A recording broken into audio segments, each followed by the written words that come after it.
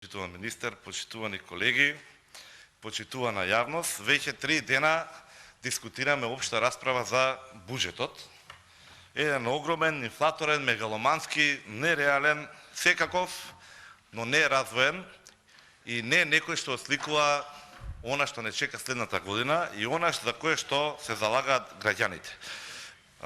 Имавме 3 дена во кои што имавме одлични излагања од сите представници на опозицијата. Многу детално, многу прецизно, кај што беа наведени сите точки, кај што повторно ќе ни се повторуваат и корупција, и злоупотреби, и лоши тендери, и ненаменски средства, и непродуктивни трошоци. Тоа се 600 страни во буџетот што ни беше предаден.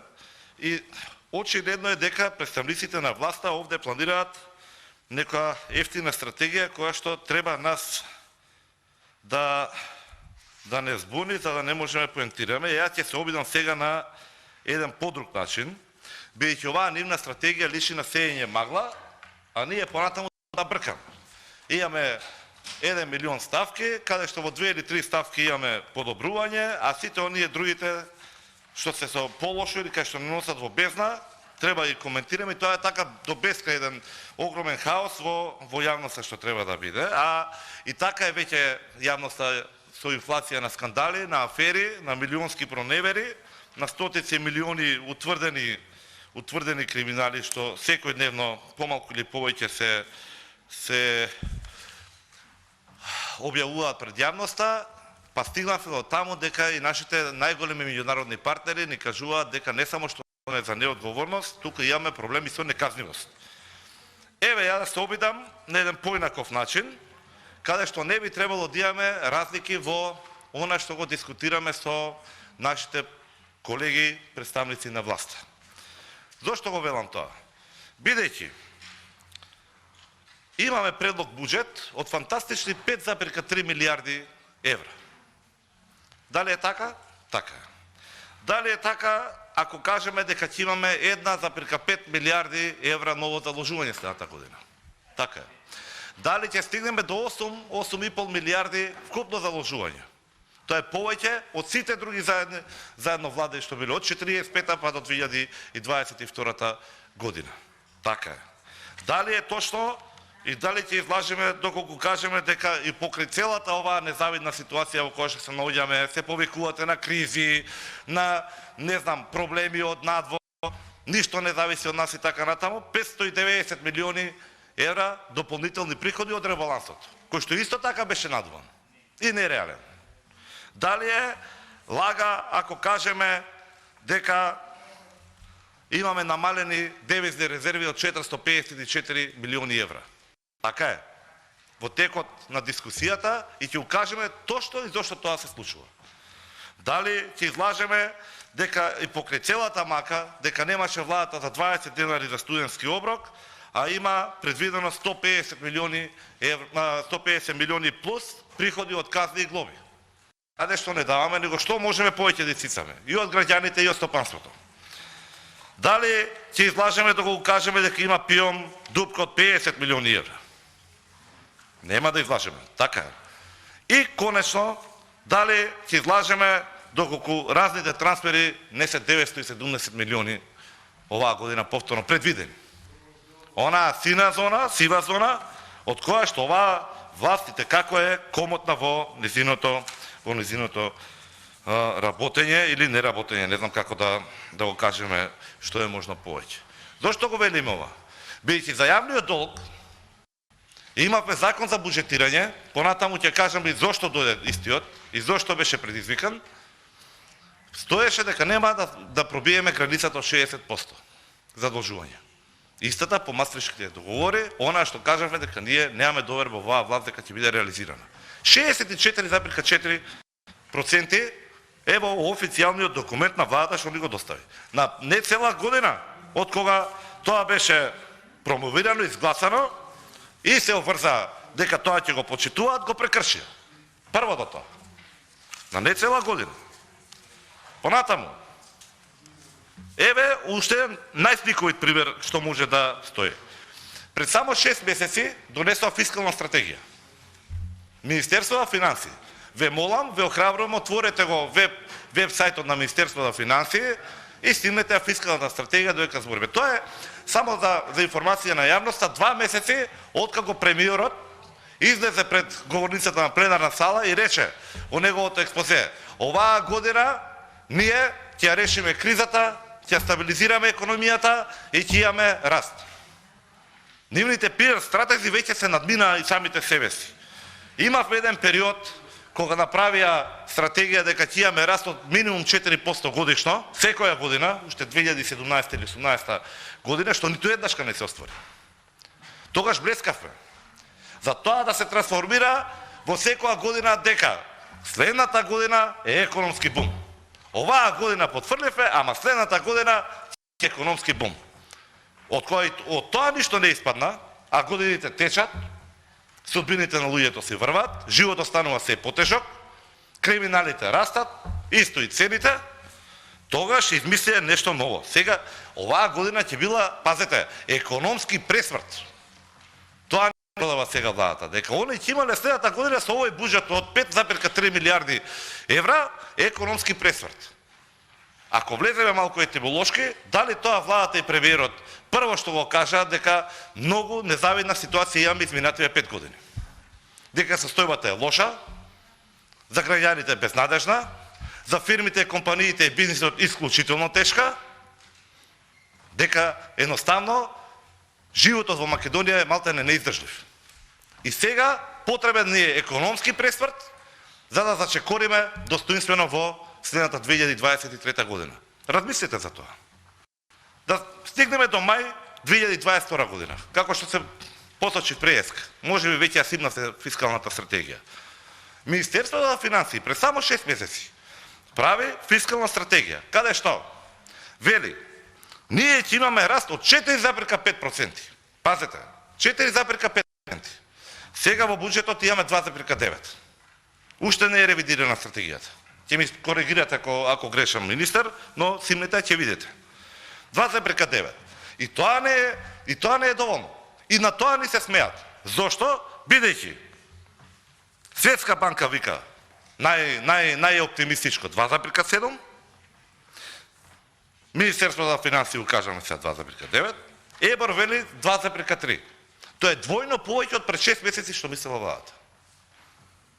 Двојно помалку. Народната банка прв пат во историја дава 2 сценарија. До толку се нестабилни, непредвидливи условите во кои што живееме и работиме. Едното сценарио 2,6, второто, односно реалното сценарио што понатаму како корекција се појави, 1,8. Има и зли усти кои што велат дека ќе влеземе во рецесија. И тоа не е неосновано, бидејќи има доволно показатели дека можеби Европската унија ќе влезе во рецесија. Не можеме ние да проектираме 4,5% раст кога нашиот најголем партнер Европската унија ќе има сериозни проблеми. Ова е живење надвор од реалност. И ние сега треба да дискутираме и да се расправаме за ставчиња или за оддели во самиот буџет. Кога она што се постулатите, пиларите на самиот буџет на функционирање на државата, овде се лаже. Брутално ли се лаже? Дали еве во контекст на истото. Истите материјали кои што ги имате вие, ова е во самото резиме кај што се повикав на општите показатели. Еве сега ќе искористам уште еден извадок од истото. Како ни кажува дека ова ќе го решат? Нешто слично беше ке ребалансот, истата приказна. Велат, ќе ги дигнеме драстично капиталните инвестиции, па измислија некоја фраза дека со различни форми на дигитализација и не знам какви системи ќе се подигнат приходите и ќе се подобри состојбата, за конечно да стигнеме до даночната реформа за која што никој не знае што ќе се случува, и како таква ќе дојдеме до реализација на овој буџет. А реализацијата никаде ја нема. Зошто? Бидејќи тоа не е приоритет на оваа власт. И тоа емпириски се докажува многу лесно. 2 или 3 директни показатели кои што тоа ќе го направат. Самата анализа. Еве го доказот прв. Видите кривава каква е. Надолна, таква ни е се државата. Што и да земете, се идеме го надолна линија. 800 милиони евра они ќе реализирале со капитални инвестиции. А при тоа капацитетот им го гледаме 5 години. Не навлегувам веќе, не ги ни спомнувам автопатите и мене ми е мрско да ги спомнувам веќе. Видове дека немаат капацитет. Дека или не можат, или не сакаат тоа да го сработат. Еве ги показателите. Планирање и извршување на капиталните трошоци во селектирани буџетски корисници. Таму, ова е за минатата година, таму кај што велат дека оваа година ќе се направи чудото во Министерството за транспорт и врски. Во наведениот период има извршено вкупно 1.472 милиони денари, што представува реализација на буџетски средства и капитални трошоци од 19%. И сега кажете ми како да го сватиме ова сериозно? Како можете ми кажете дека истите овие ќе реализираат пута 4 од нешто што не го реализирале ни 20%? Ама еве го гледаме. Еве го планираното, еве го реализираното. Јас зборам дека тоа се истите луѓе. Дали имаме некои мегаломански вработувања? Дали имаме некои епохални ангажирање на странски експерти? Не знам, некои поместувања драстични? Немаме. Вие не убедувате овде дека истите тие ќе сработат 4 или 5 пати повеќе. А не можат ни ова што се нафателе. Да не забораваме. Истата оваа говорница беше користена и од страна на министерот. И велеше за оние нереализирани активности, за оние нереализирани инвестиции, за оние нереализирани расходи, кои што мора да се стојат, кои што се темел на нормалното живење. Ние имаме посебни тела, правилници, имаме комисии, кај што ќе направат анализа, ќе гледаат во преходниот период каде не било реализирано, ќе се пренаменат кај другите и ние стоиме позади тоа. Еве го ребалансот беше прескоро, повторно имаме буџет, каде го гледате ова? Дали може некој од вас да ми направи разликата помеѓу она што не било реализирано, што треба ново да се реализира? Нема таква логика. Мисле, че времето. И повторно се движиме во истата насока. Со истите лаги. Не ме лажат мене, нас пратениците од мнозинството. Не ја лажат ни јавноста. Знаат. Ниту ќе има економски пресврт, ниту имавме блескање, ниту пак дочекавме да видиме економски бум. Нема ги читам и другите сектори, гапот е огромен. Единствен гап, се извинувам, единствен гап што е сличен на овој, не е разликата помеѓу платите и продуктивноста. Тоа е уште еден проблем што директно не влијае на инфлацијата, која што очигледно оваа власт не планира и нема намера да ја сопре, бидејќи таа и понатаму ќе расте. Вие ако имате состојба во која што имате двојно поголема инфлација во регионот, двојно поголема инфлација од Европската унија и не преземате ништо, тогаш ви одговарам. И да, некои аналитичари, некои професори ќе укажат само на неспособна и неодговорна власт и одговара високата инфлација пошто ги јаде долговите. Иначе, како можеме да бидеме сведоци, да бараме нормално објаснување за ова што се случува сега ваква некоординираност помеѓу монетарната и фискалната власт? Прво, Народната банка доста реагираше, да секој еден што знае нешто подетално ќе ви каже дека било која мерка преземена од монетарната власт треба 9 до 12 месеци додека дојдат до сила. А што прави фискалната власт и владата? Троши како луда. Се знае, луѓе, во инфлација тоа е основата. Дојде ли инфлација која што променува двоцифрена цифра, се прекинува.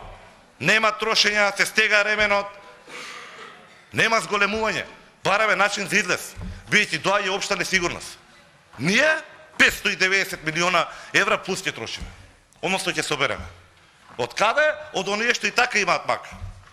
Еве да ви кажам уште еден за ова што го напомна со Народната банка. Замислите, ајде граѓаните, ќе ги спомнеме, ностоп ги збориме. Во какви услови се цените, ќе ги спомнеме повторно пак. Замислите ги фирмите. Монетарната власт ќе настапи, што е нормално, како антиинфлаторна мерка за ги зголеми каматите, а во исто време притисокот од кај владата доаѓа со нормално трошење. Каква контрола ќе има на инфлацијата? Какви услови ќе имаат тие луѓе за работа? Како очекувате да гледа некој едината оваа држава?